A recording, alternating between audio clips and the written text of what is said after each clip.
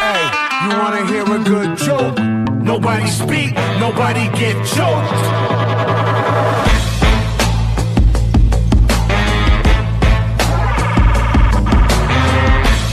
It's still real to me, damn it!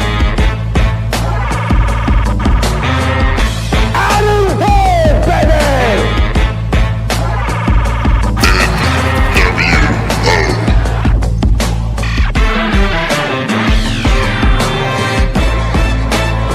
Nobody speak.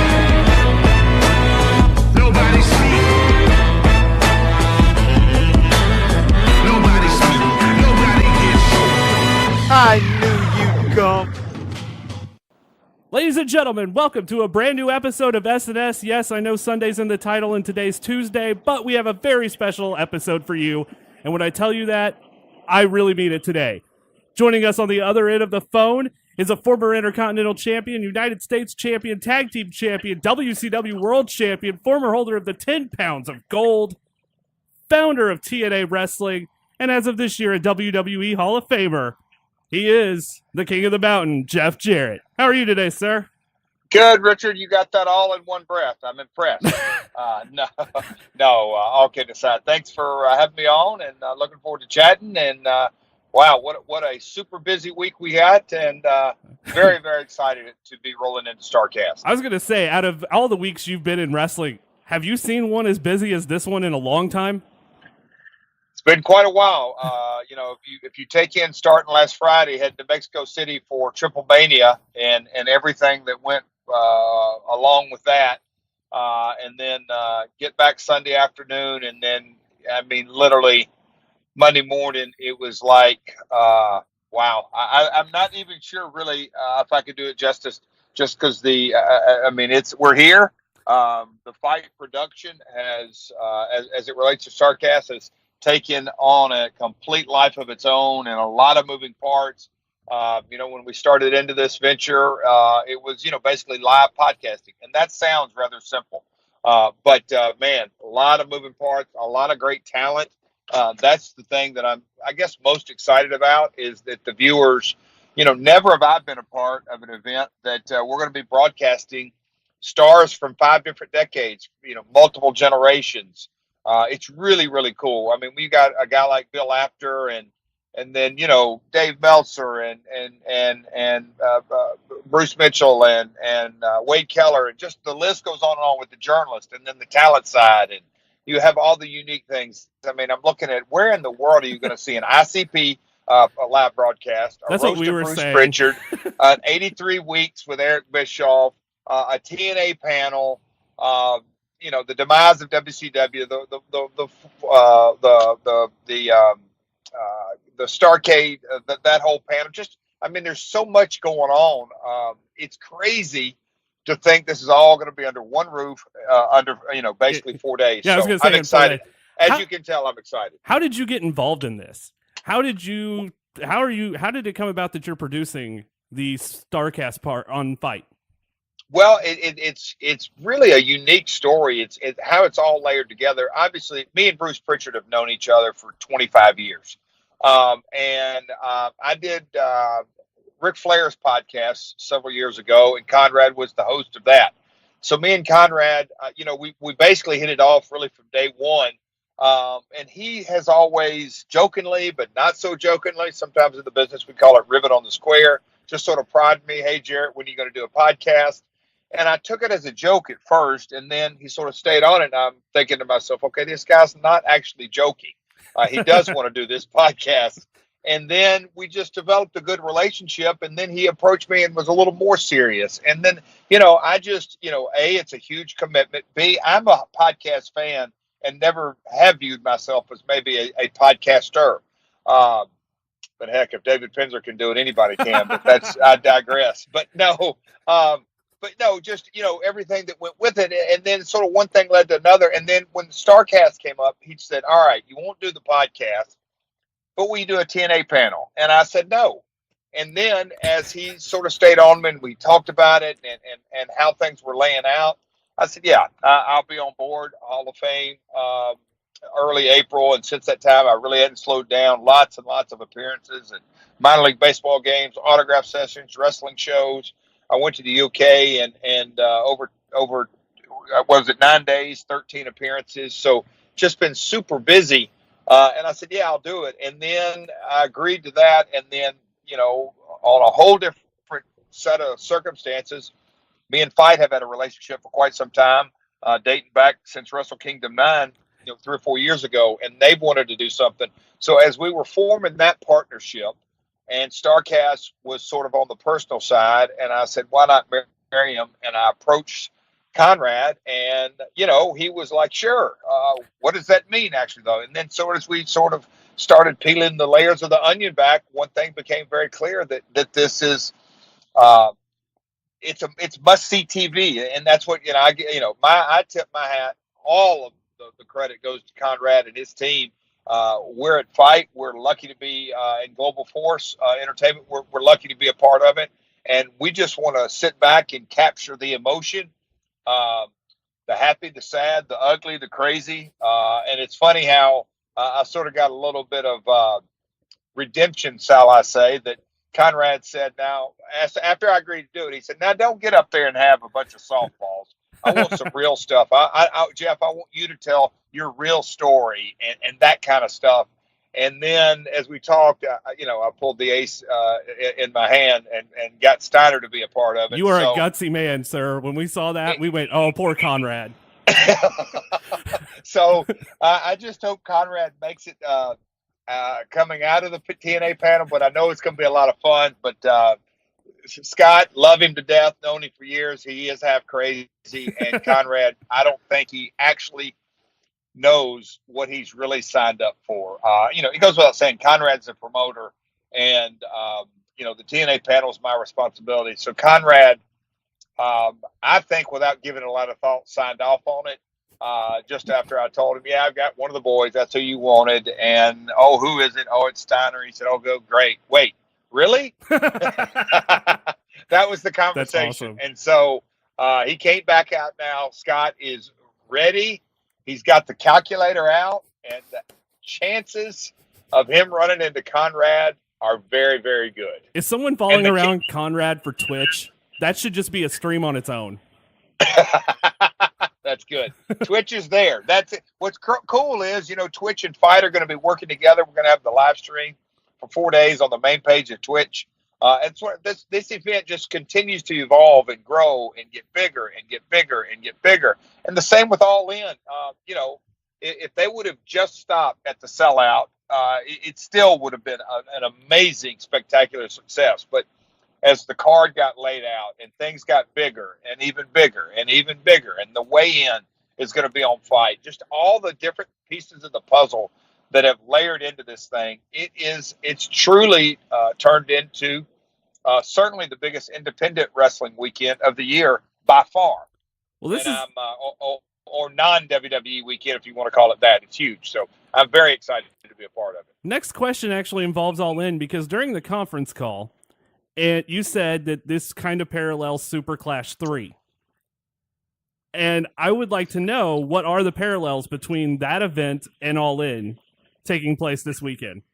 Well, number one, the simplest thing is, and it sort of jumped in my brain, they were both based in Chicago, held in Chicago. But when you have Rey Mysterio, Cody Rhodes, the Young Bucks, New Japan wrestlers, Ring of Honor wrestlers, Lucha Libre wrestlers, independent wrestlers, it's the only thing that I could, come to my mind that I've been a part of, because Super Clash 3 had USWA, my family's promotion, WCCW, which is the Von Erich promotion, and AWA, which is the Gagne family's promotion. So it had talent from multiple promotions, and that goes back to the 80s. So those are the sort of the parallels. Obviously, there's no comparison on the eyeballs that are going to see it.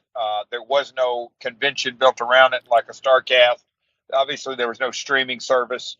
There were all the fan interaction, and it goes without saying, no social media. So but back in the 80s, that was the last thing that I could remember where it had multiple promotions working together.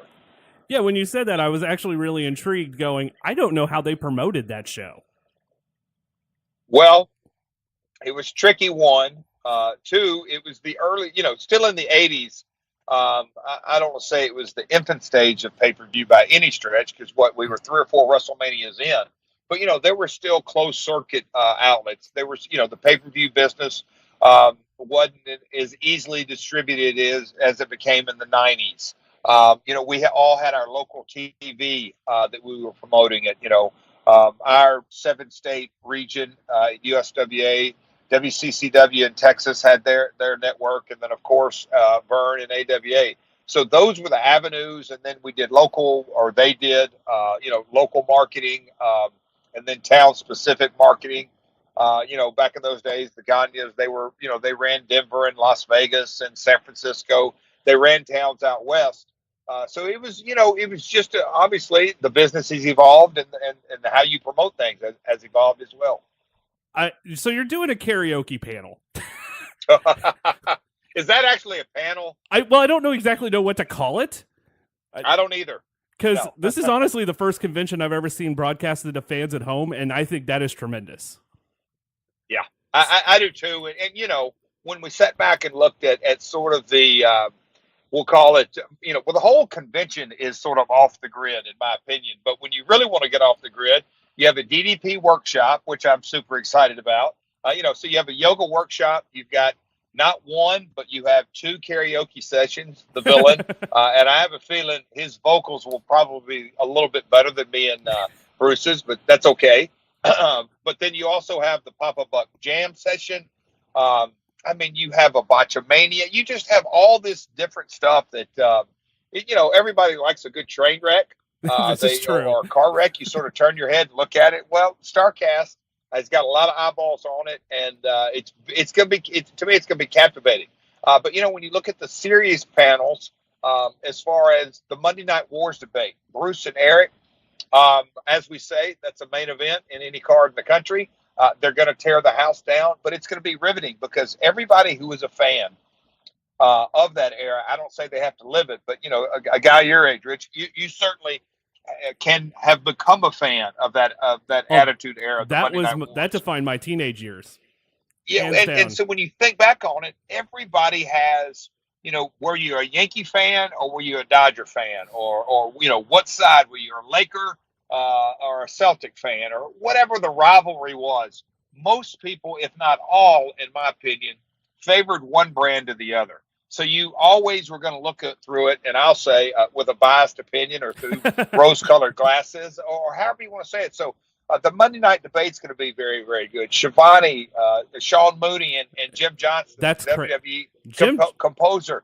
The stories behind the themes he created, and the struggles and the ups and downs. And when I say struggles, it's day-to-day work. But his deal was you had to please creative, you had to please the talent, and most importantly, he had to please Vince. So his job wasn't easy. Was he the producer behind? It's a creative job as well. So that panel's going to be compelling. I truly believe, TNA, the panel that I'm on. Obviously, I'm biased because I'm going to be up there. But there's a really cool story, unique when you go behind the scenes of how things. Everybody said we were going to be out of business in a month, and we almost were. But as we get along, and then going up to the peak of the 2 hours on Spike, and the success we had, it's pretty. To me, it's fascinating, and I could go on and on and on about all these different. Raven's podcast is compelling as heck. So I'm excited about it. I do have one question about TNA because you bring that up. Cody and the Bucks are also doing the same thing you kind of did at the beginning stages of being on the creative and doing the wrestler aspect. How difficult is that? It's hard to put it in words. Very hard. Because, and rightly so, Cody grew up in the business as well. So I'm sure he can relate. It is a unique perspective, but it's impossible for the fans to truly know what's going on, that why decisions are made. That's part of the fun of it. So when people get irate or however they want to respond to those type decisions made, I look at it and have always looked at it. Thank goodness that's a part of it.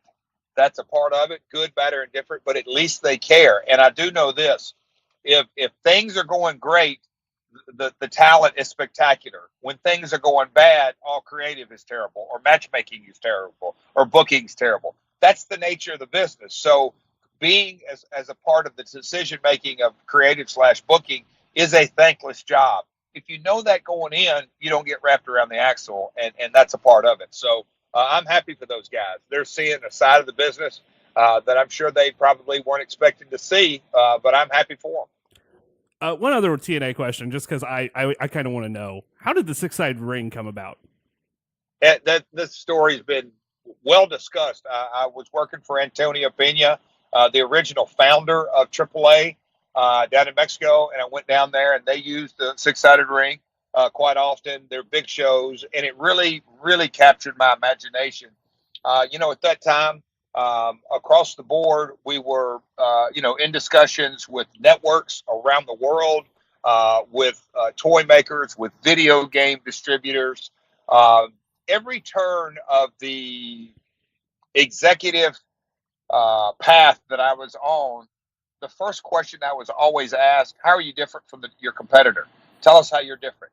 And it's real simple when you can lead with a couple of different items, and a 4-sided ring versus 6-sided ring, immediately when you see it on camera, it's different. I also know that a wrestling ring, whether it's 4, 6, or 8, it's the stage we perform on. So at the end of the day, what happens between the ropes, whether they're 4 or 6 sides, is truly what matters. But from a marketing perspective, 6-sided ring, I can assure you, the video game makers, the toy action figures people jumped at it. Network executives were very happy with it. So the decision to go 6-sided was without question an overwhelming success from day one.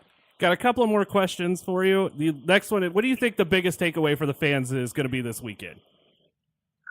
You know what? I think and I've talked to some people, here at home and day to day, the gym or at my accounting's office.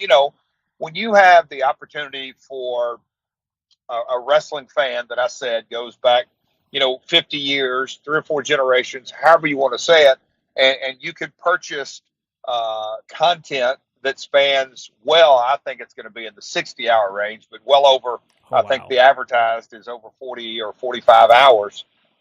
So, for $2, $2.50 an hour, that you can watch content, that's very, very reasonable. And it is something that you will have for perpetuity. And, it goes in your account. You have it forever. You don't have to sit down. I don't expect anybody to watch everything they can. Well, you can't physically, because shows are going to be going on simultaneously. But that this is something that they're purchasing, and it's like a Netflix. You're buying, to a wrestling fan, you are buying seasons 1, 2, 3, and 4 of on Netflix of House of Cards or Dexter or Game of Thrones or whatever it is. You're buying 3 or 4 or 5, 6 seasons, however it may be, and it's compelling content, and it's going to be newsworthy in a lot of ways. This is a fun one, just because. Who made your Hall of Fame jacket? I got to leave something secret, my friend. I may reveal that on the panel. Because I was going to say, I really want one. That was one of the highlights of the entire weekend. I know you're busy, Jeff. I appreciate your time today, and looking forward to the fans out there, and really looking forward to Starrcast on Fight and just how it rolls out. We just want to say thank you for everything you've done for the business as well. We had a lot of questions sent in for you, but one of the ones that kind of stayed, like all it was everyone kind of coins you for the modern day independent scene because of TNA. And we wanted to say, and I got a lot of thank yous that I needed to say that to you today. So, well, I appreciate that. I will accept a congratulations or a thank you in a very, very, very small role, because there are so many factors that go into the success of today. But man, I'm as a guy who's a 32-year vet and very excited about the future. It does my heart good to see, not just here domestically in the States, but literally all over the globe, the success. Japan, India's exploding, United Kingdom, just everywhere. So I appreciate your time, and I appreciate everybody who did dial in and ask questions to you. Well, Jeff, thank you, and we cannot wait for Starrcast. You can order that on the Fight app for is it still $99? It is, my friend, $99, over 50 hours of content. We would like to thank Jeff Jarrett for joining us today here on SNS. And guys, don't forget, this Sunday at Starrcast, we are going to be on Podcast Row.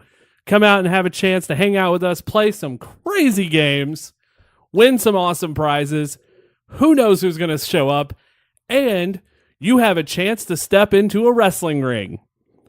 Well, kind of. You're going to be your thumb, but your thumb's going to be in a wrestling ring. And, well, I can't give any more away than that. But, guys, don't forget to check us out at Starrcast. I also want to say, from the bottom of my heart, to each and every person who's ever listened to this show and any of the other shows, thank you guys so much. Without you guys, none of this would be possible right now. It is surreal for me. If you would have told 14-year-old me this is what's going on, he would have laughed and said, yeah, you're going to have to pinch me to wake up from this dream. Well, right now I feel like I'm walking in a dream. Thank you to Conrad. Thank you to the entire social media staff, David Hancock, everybody who's been helping us out. Guys, it's here. We are now just 2 days from Starrcast. If you haven't ordered the event yet, do so. Fight.tv for just $99. You can't go wrong. And don't forget to visit our store, Shop TBK, tbkmagazine.com/shoptbk, and use the code ALLIN at checkout. Guys, we will see you tomorrow for a very special episode of YWWE where Ashley learns all about Starrcade 83. And then we will see you in Chicago for Starrcast and All In Weekend. And remember, if you're going to turn heel on your friends, make sure they're as gullible as Sting. Good night, everybody.